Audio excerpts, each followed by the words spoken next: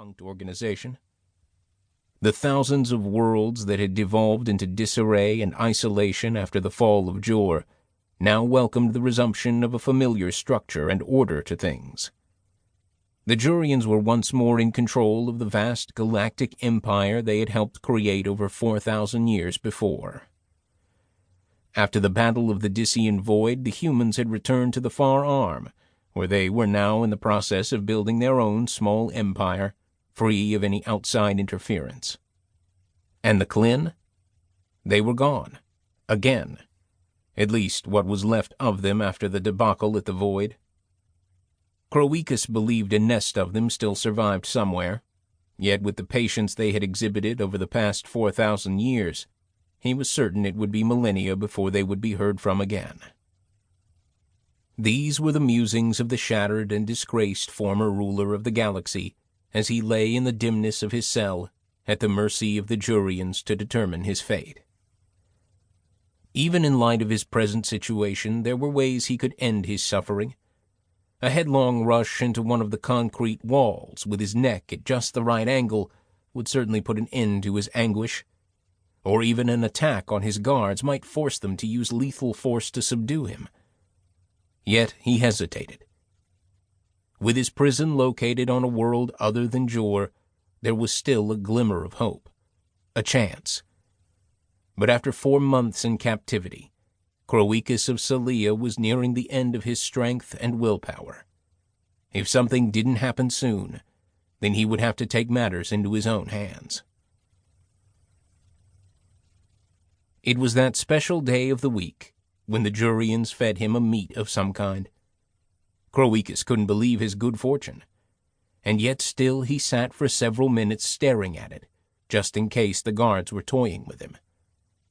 Finally, he accepted the fact that the guards had inadvertently failed to clear all the bones from the carcass, and now he was in possession of a thin, 2-inch-long piece of leg bone, splintered at the end into a fine point.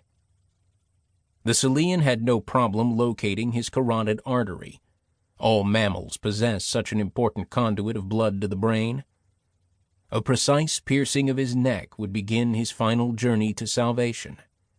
They would not learn of his demise until long after the fact, and by then it would be too late.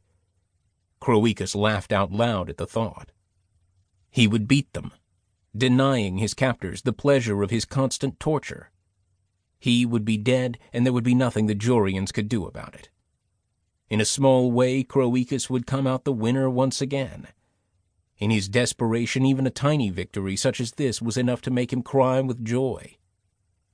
He would wait until the guards removed the tray, knowing they would not return for another full day, unless a torture session was scheduled.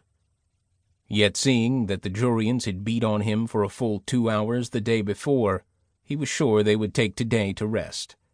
After all, inflicting pain and suffering on their captive was exhausting work. When they returned to his cell the following day, they would find his lifeless body, drained of its vital, life-sustaining fluid. His suffering would be over, and the Jurian guards would be punished for their lack of diligence. That thought made Kroekus giddy with joy.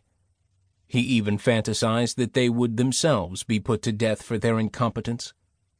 He made a mental note to take that thought with him into whatever afterlife there may be. Another 2 hours should do it, and then he would have his answer.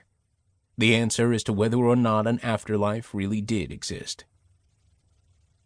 In all his time in the cell, Kroekus couldn't remember ever feeling this happy or triumphant. So when the first shudder of thunder reverberated under the cell, he barely noticed, consumed as he was in plans for his sacrificial death.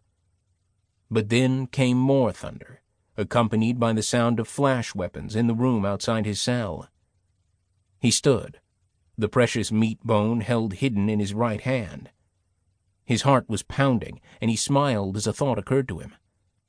"By the way, today will be my last day as a prisoner of the Jurians. One way or another I will be free."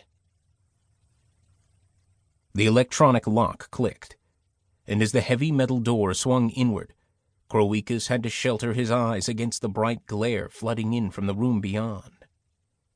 There was now a figure standing in the doorway.